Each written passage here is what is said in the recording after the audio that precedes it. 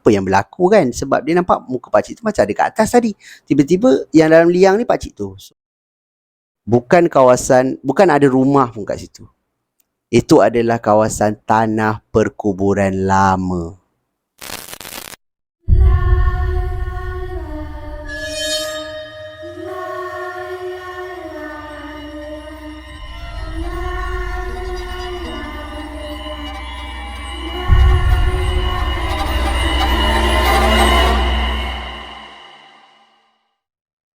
Hai, Assalamualaikum dan salam sejahtera. Welcome back to Sembang Kopi. So guys, apa khabar korang semua? Aku harap korang semua dalam keadaan sihat-sihat selalu. Pertama sekali, aku ingin mengucapkan ribuan terima kasih kepada korang semua yang dah pun subscribe dan support channel aku ni. Yang mana korang semua yang baru je sampai ke Sembang Kopi pun, aku ucapkan selamat datang. Aku doakan korang semua yang menonton video ni dipermudahkan segala urusan korang semua dan dimurahkan rezeki yang barokah. Untuk kisah seram kita pada video kali ini, ada beberapa kisah seram yang dikirimkan kepada aku yang pada aku menarik untuk kita dengarkan. So, korang nak tahu kisah dia macam mana? Jom, aku story.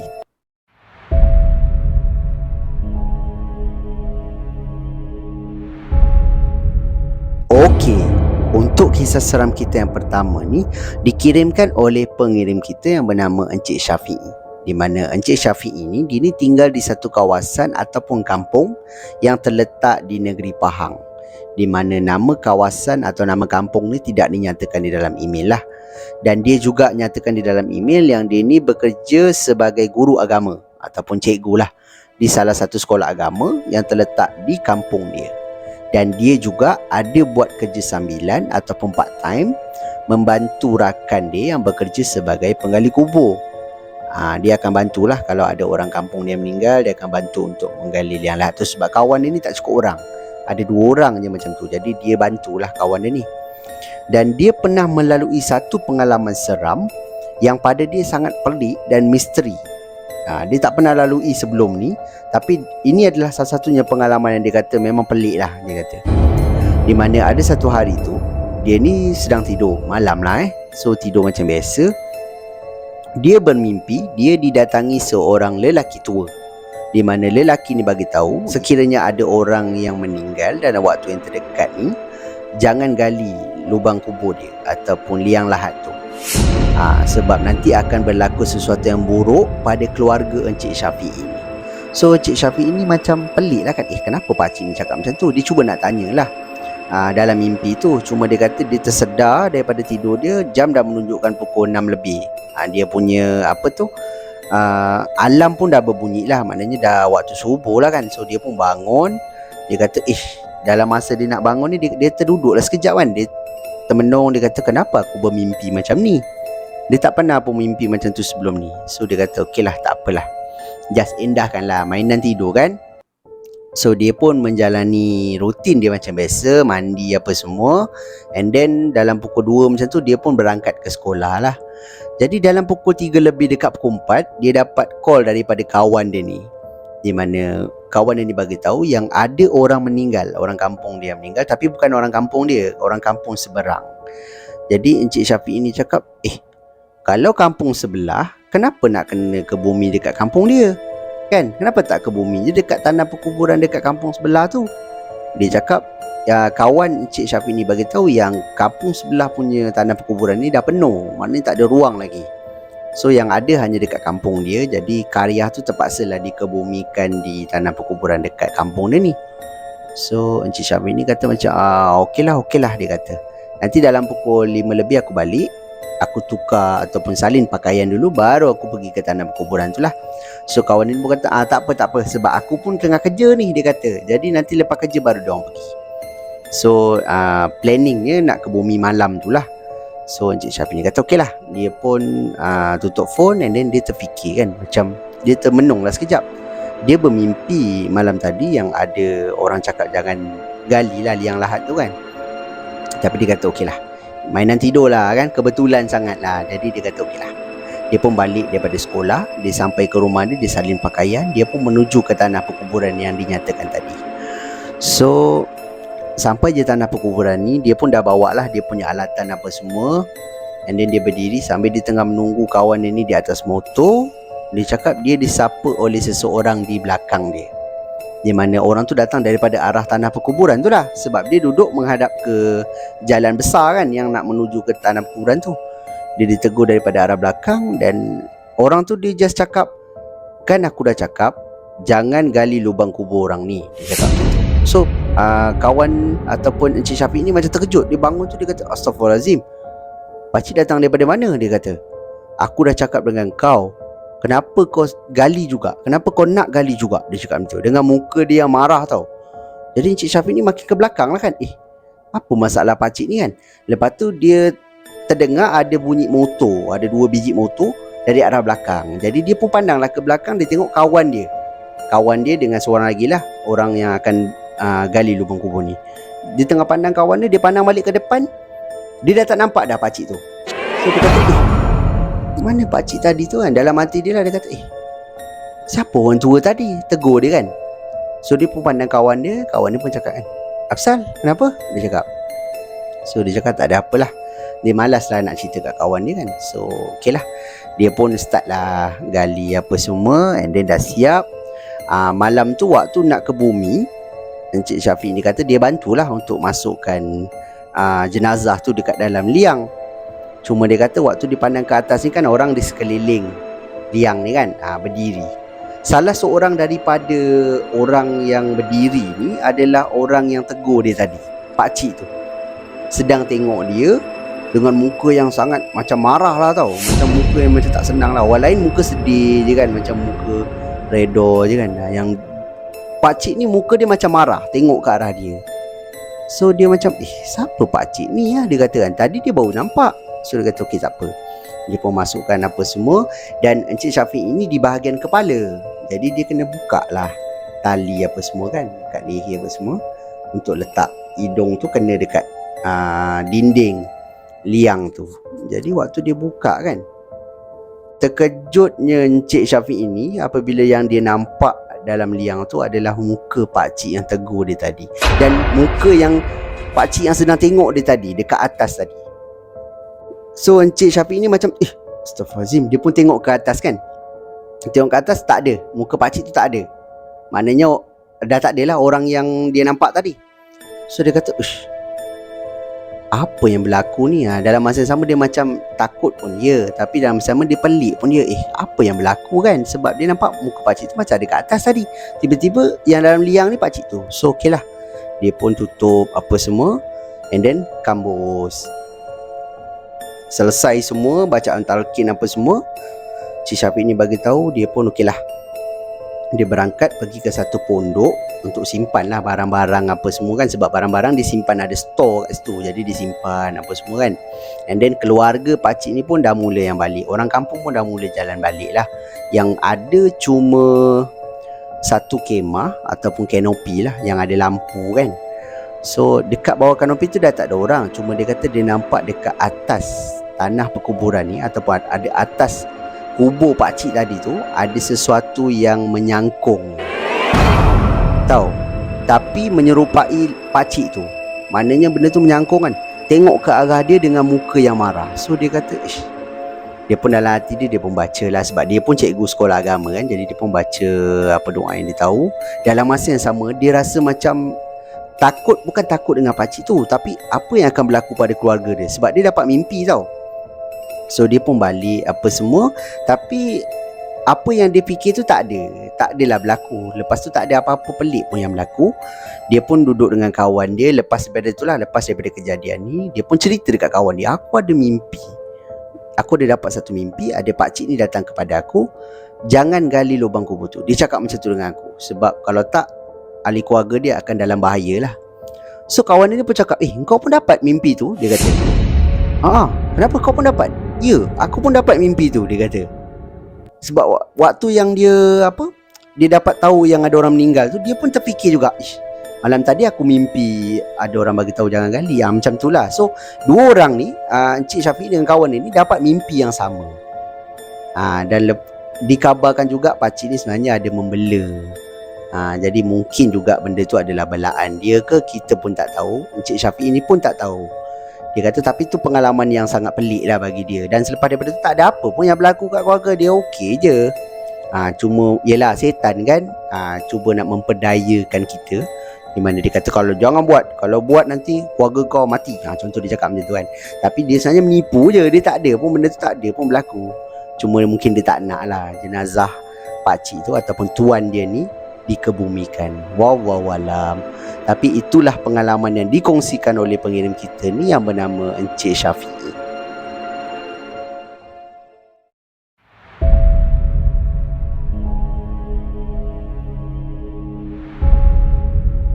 Okey, untuk kisah seram kita yang kedua ni pula dialami oleh pengirim kita yang bernama Encik Zaim.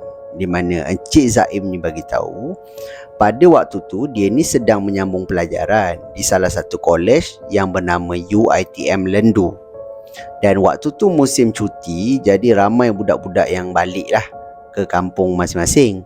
And then sebabkan kampung dia ni dekat Pangkalan Cepa sana, jadi dia kata jauh lah kan, dia nak balik setakat cuti tak sampai seminggu. Dia kata tak payahlah, dia memang tak balik lah dia kata. So dia tinggal di satu bilik asrama, di mana satu bilik tu ada 2 orang. Jadi dia dengan kawan dia lah, pair. Kawan dia ni pula kampungnya tak jauh daripada UiTM Lendu ni. Jadi kawan dia balik lah, yang dia tak balik. So dia ambil keputusan untuk stay lah dekat asrama dia. Hari yang pertama okey je. Bila masuk hari yang kedua, dia cakap lepas dia dah buat rutin dia semua, dia kata memang dia bosan gila lah. Dia cakap kan, sebab dia nak keluar pun tak ada kawan, nak keluar pun dia tak tahu nak pergi mana, sebab dia ni bukan jenis yang berjalan. Jadi dia kata macam mana ni, dia dah boring gila ni. Dia cakap waktu tu pukul 6 lebih, dekat pukul 7 lah. Jadi dia pun telefon kawan dia ni, yang satu bilik dengan dia. And then dia pun tanya kan, weh kau kat mana? Dia cakap macam tu. So kawan Cik Zaim dia pun cakap, aku dekat kampung lah Im. Kenapa? Dia cakap, aku bosan doh dekat bilik ni. Dia kata kan, tak tahu aku nak buat apa. So kawan Cik Zaim cakap, alah Im, kau main lah game ke? Kau tengok movie, kau kan suka main game. Dia cakap macam tu. So Zaim ni pun cakap yang, aku dah main game dah tengok movie 1 hari ni dah. Aku dah tak tahu aku bosan lah. Dia cakap kan, kalau aku tahu aku balik kampung lah, tapi itulah cuti pula tak lama. Dia cakap macam tu. So kawan Cik Zaim pun cakap, okey lah, senang macam ni. Kau bawa kereta kan? Dia cakap macam tu. Aku bawa kereta. Kenapa? Meh, datang kampung aku. Kau lepak rumah aku je lah, tidur rumah aku, senang. Dia kata kan. So Cik Zaim pun cakap, boleh ke kan? Kalau mak ayah kau tak kisah ke? Dia cakap macam tu. So kawan Cik Zaim pun cakap yang, alah boleh je, datang je lah. Mak ayah aku bukan tak kenal kau. Dia kata macam tu. Kau pergilah tanya dulu, aku tak sedar hati lah. Dia kata macam tu kan. Okey lah. Kawan Cik Zaim pun tanya. And then memang bagilah, sebab anak dia satu bilik kan dengan Cik Zaim ni. And then belajar satu tempat, jadi memang welcome sangat lah kalau nak datang. And then parents kepada kawan Cik Zaim ni pun tahu yang Cik Zaim ni kampung ni dekat Pangkalan Cepa sana, jadi jauh, tak boleh nak balik kan. So dia kata mainlah datang. So Cik Zaim ni pun okey. Dia pun ambil baju-baju dia kemas kan, ada 2-3 helai baju. And then dia pun masuk dalam backpack dia.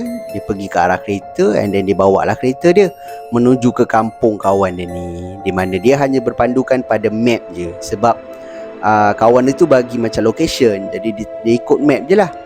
Dia pun jalan apa semua, sampailah ke satu jalan. Dia masuk ke satu jalan kampung. And then jalan tu memang gelap lah. Mula-mula ada lampu, lepas tu makin lama makin tak ada lampu tau. Makin macam jarak-jarak lah lampu dia. So Cik Zaim kata, dia tak nampak pun ada satu rumah kan dekat jalan kampung ni. Dia kata, betul ke jalan aku ni? Tapi kalau ikut pada map ikut bawa jalan tu. So dia kata okey lah. Dia pun bawa macam biasa, tingkap dia tutup lah apa semua kan. Dia buka lagu, dia pun jalan. Sambil tu dia perhati keliling dia, just ada kebun je, kebun getah. Lepas tu ada juga, lepas daripada kebun getah tu ada kebun macam kelapa sawit, macam tu lah. So banyak kebun lah kat area situ. Jadi Encik Zaim ni dia bawa kereta dia. Dia kata sampai satu kawasan gelap, tak ada lampu jalan. So hanya berpandukan pada lampu apa, macam lampu kereta dia lah. So dia jalan, dia kata sampai ke satu tempat tu, dia bawa perlahan tau. Jadi dia sampai ke satu kawasan ni, dia kata dia nampak ada sekumpulan macam orang berpakaian baju Melayu macam melintas kan. Jadi dia pun orang ni datang daripada mana? Dia pun tengok kan, datang daripada arah kebun, pergi ke satu kawasan di sebelah kanan dia. Jadi dia pun perhati, oh ada rumah. Ada satu rumah kampung lah kan. Ada lampu apa semua. Masa tu macam ada kenduri. Mungkin kenduri doa selamat ke macam tu lah. Jadi dia nampak lah dekat jalan nak masuk ke rumah ni, macam ada orang-orang berdiri tau dekat luar tu, pegang macam plastik, macam bawa balik lah. Jadi dia pun berhentilah kat situ. Dan dia pun cakap lah, Assalamualaikum cik, dia kata. Ya nak cari apa? Dia kata, tak, saya sebenarnya nak pergi dekat rumah ni. Dia pun tunjuk lah map kan. Lepas tu pakcik tu macam tengok dekat handphone dia. Lepas tu pakcik tu kata, okey. Cuma saya nak tahulah, betul ke jalan ni nak pergi ke kampung tu kan? Jadi pakcik ni pun cakap, betul lah, ikut je jalan ni. Ni jalan dalam ni, sebab tu gelap. Dia cakap macam tu. Kenapa awak tak lalu jalan luar? Dia cakap macam tu. So si Zaim ni pun cakap yang dia ikut map je. Map bawa jalan tu, dia ikut lah kan. So pakcik ni pun, boleh awak ikut je jalan ni. Lepas tu dia bagi tahulah arah, lepas ni ke mana kan. So Zaim ni dengar je, okey, mana betul lah jalan ni. Ya betul, jalan ni jalan dalam, dan jalan ni jarang orang lalu dik, dia kata. Oh ya ke? Dia kata, awak dah makan belum? Dia cakap macam tu. So Zaim ni cakap, belum cik. Dia kata, makan kat rumah kawan kot. Dia cakap tu. Kalau belum makan, ambil lah ni dulu. Dia cakap. Dia pun macam ada polystyrene tau. Dalam tu macam ada polystyrene, mungkin ada nasi lah, sebab kenduri. Jadi dia pun okey lah, ambil lah. Tak apa ke cik? Tak apa, ambil. Acik dah kenyang ni, tadi acik dah makan. Dia cakap macam tu. Okey lah. Dia pun ambil, letak dalam kereta. Dia pun kata, terima kasih cik okey. Ingat lalu jalan ni, dia kata. Straight je, dia cakap macam tu. Okey. Dia pun jalan. So dia dah lega lah, sebab dia rasa macam jalan tu betul lah. So dia jalan sampai dekat rumah kawan dia ni. Selamat sampai. So bila sampai tu, kawan dia berbual dengan kawan dia tu kan. Dia pun cakap, tadi aku lalu jalan dalam ni. Lepas tu kawan dia pun cakap, lalu jalan tu, jalan tu gelap, kau berani lalu jalan tu? Mana aku tahu, ni je yang aku ikut map kot. Dia kata kan, ni lah location yang kau bagi. Tak apalah, janji kau dah selamat sampai, dia kata kan. Tapi berani kau lalu situ, dia kata. Jalan tu jarang orang lalu, dia cakap. Orang kampung sini je lah yang lalu pun, dia cakap. Itu pun naik motor kan, kereta orang luar jarang lalu situ. Dan dia kata, itulah aku takut-takut juga. Tapi nasib baik ada satu rumah, dia kata. Rumah dekat jalan tu, ada pakcik-pakcik kat situ tolong dia. So kawan dia pun, okey lah, nasib baik lah ada orang tolong kan. So dia pun masuk ke dalam kereta. Dia teringat yang ada makanan dalam kereta dia. Jadi dia kata, okey lah, Melah kita, aku nak ambil makanan jap. Dia cakap macam tu. Dia pun pergi kat kereta dia. Dia buka. Dia pun buka je kereta dia. Dia kata kereta dia bau busuk, macam busuk, bau bangkai tau. Macam. So dia kata macam, kenapa mana datang bau busuk ni? Dia pun dah pelik lah. Dalam masa yang sama dia dah mula seram. Kenapa kereta aku bau busuk? Dia katakan. Dia pun keluarkan plastik tu, dan dia pun jalan sampai dekat kawan dia ni. Kawan dia ni waktu tu tengah duduk dekat macam beranda tau, macam ataupun serambi lah, kalau orang dulu panggil serambi kan.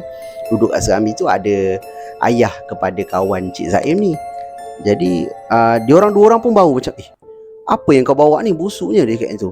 Ni tadi ada orang bagi makanan, dia kata, dekat jalan tu. So ayah dia ni pun pelik. Bau ni kau bawa apa tu? Dia kata. Bila Encik Zaim ni tengok, dia kata polystyrene tu macam dah lama, macam polystyrene yang orang tinggal tau. Macam nak cakap macam mungkin sampah, macam tu lah. Dia bukan polystyrene yang putih macam dia nampak tadi. So dia kata, apa yang dekat dalam ni kan? Dia pun buka benda tu. Alangkah terkejutnya dia cakap bila dia buka tu, dia nampak ada satu macam, malam tu dia kata dia memang tak tahu apa tu, sebab dia kata macam bau dia busuk gila. Dia just buka sikit je, lepas tu dia nampak dalam tu macam ada benda kan. Jadi dia pun tutup. Dia pun buang lah benda tu, letaklah dekat luar rumah kan. And then ayah kepada kawan Cik Zaim ni kata, pergilah mandi, kau pergi mandi dulu. Lepas tu rehat, dia kata. Apa je lah yang kau jumpa ni, dia cakap macam tu kan. So dia pun mandi. Dalam masa yang sama dia mandi, dia pun terfikir, aku jumpa tu orang ke, apa ke, hantu ke? Dia terfikir macam tu tau. Sebab yelah dia tak pernah masuk kampung tu. Jadi memang pelik lah kan. So dia pun mandi apa semua, dia pun rehat. Keesokan harinya dia pun pergi balik dekat polystyrene tadi kan. Dia pun buka. Dia kata dia nampak macam ada bangkai burung gagak warna hitam, yang dah lama lah, berulat lah. Jadi sebab tu benda tu bau. And then kawan kepada Encik Zaim ni pun cakap, kau biar betul ni, kau rumah mana memeh kau tunjuk kat aku. Dia cakap macam tu. So dia pun naiklah kereta, dia pun tunjuklah jalan ni kan. Okay, sampai je dekat jalan yang semalam Cik Zaim ni lalu ni, dia kata dia melalui arah bertentangan lah. Maknanya mungkin malam tu rumahnya di sebelah kanan, tapi bila dia daripada arah sana, rumahnya di sebelah kiri. Jadi dia perhati, dia tengok kan, dia jalan sampai kat satu kawasan. Dia kata inilah kawasan orang melintas tu. Dia cakap dia nampak ada orang melintas pergi ke arah rumah tu. Mana rumahnya? Kawan si Zaim ni cakap. So si Zaim ni kata ada depan ni. Dia tunjuk dekat jalan tu. Korang tahu tak kawasan tu kawasan apa sebenarnya? Bukan ada rumah pun kat situ. Itu adalah kawasan tanah perkuburan lama. Tanah perkuburan lama dekat kampung tu. Dan tak ada lagi orang pakai dah. Maknanya memang bersemak samun lah. Tapi memang nampak lah ada batu-batu nisan lama kan. Ada yang pakai botol, ada yang batu nisan yang bulat tu kan. So Cik Zaim ni terus macam terdiam. Muka dia jadi pucat. Dia tak tahulah, tapi kawan dia yang cakap. Kawan dia cakap, Im, kenapa muka kau pucat Im? Dia kata. So Zaim ni pun cakap, inilah rumahnya weh. Dia kata, sinilah rumahnya. Aku tanya orang kat sinilah, dia cakap. So kawan si Zaim pun cakap, memang tak ada rumah. Ini kawasan kebun.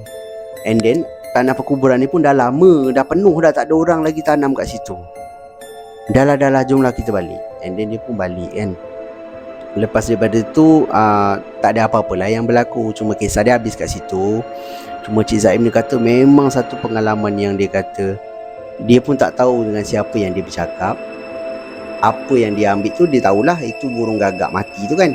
Tapi dengan siapa dia bercakap, adakah bunian ke atau penunggu di kawasan tu ke, dia pun tak tahu. Jadi itulah pengalaman yang dikongsikan oleh pengirim kita ni yang bernama Encik Zaim.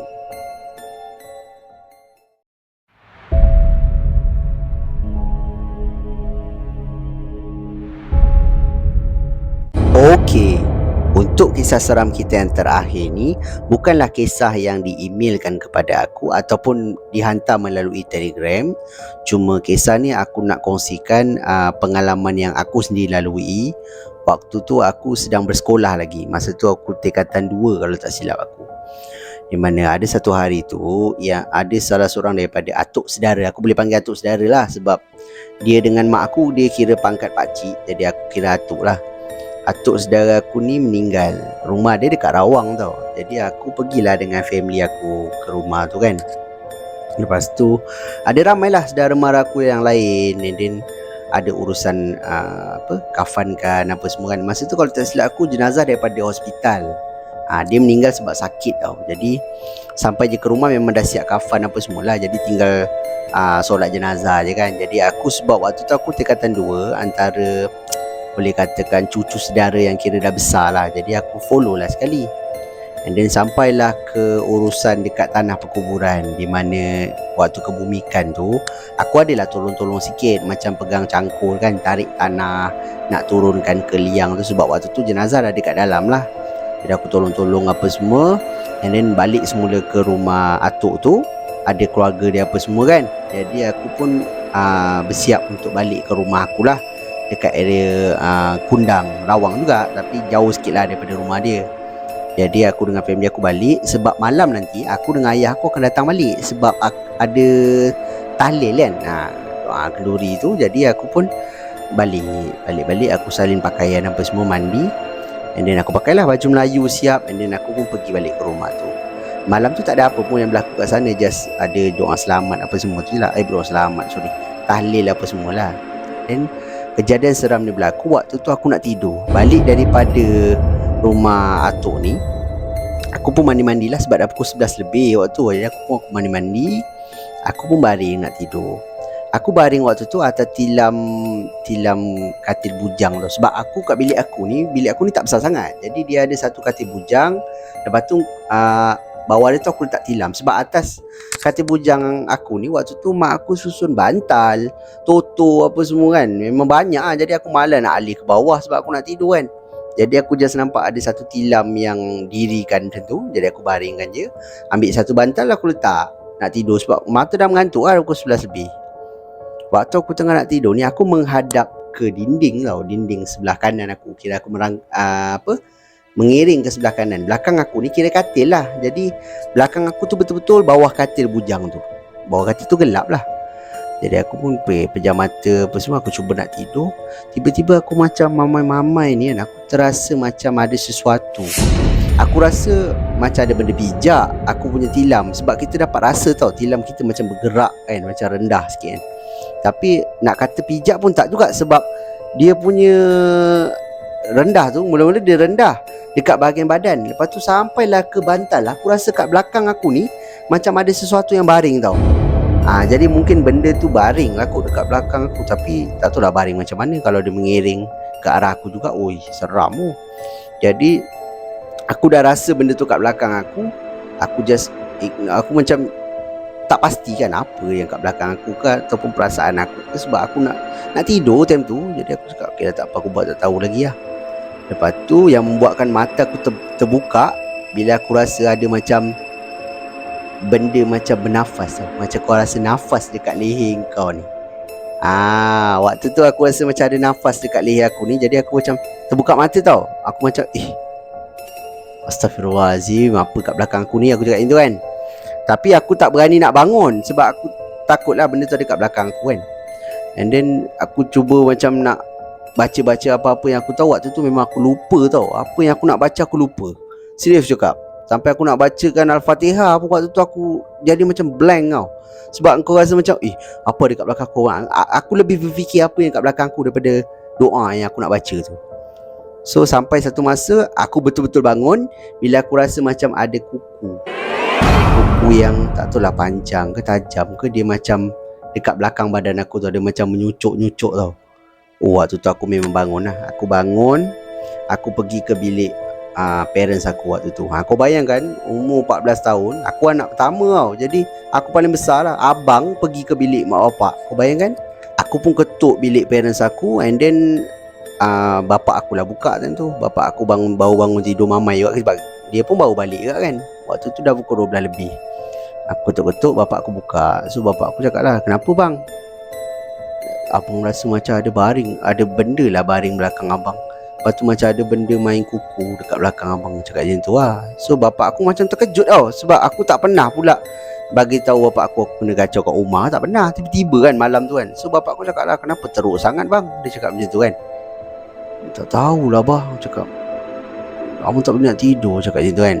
So mak aku ni ialah mak kan. Jadi dia pun cakap, tak apalah abang baring kat bawah ni. Kira bilik bapak aku besar sikit, jadi bawah dia ada macam ruang kan. Jadi mak aku suruh baring kat bawah tu lah, tidurlah dengan mak ayah aku sekali kan. Jadi okey lah, aku pun masuk bilik bawa bantal, aku baring kat bawah tu. And then masa tu bapak aku memang tak boleh tidur lah. Bapak aku pun macam tidur-tidur ayam macam tu kan. Mak aku lagi lah bila aku dah cakap macam tu.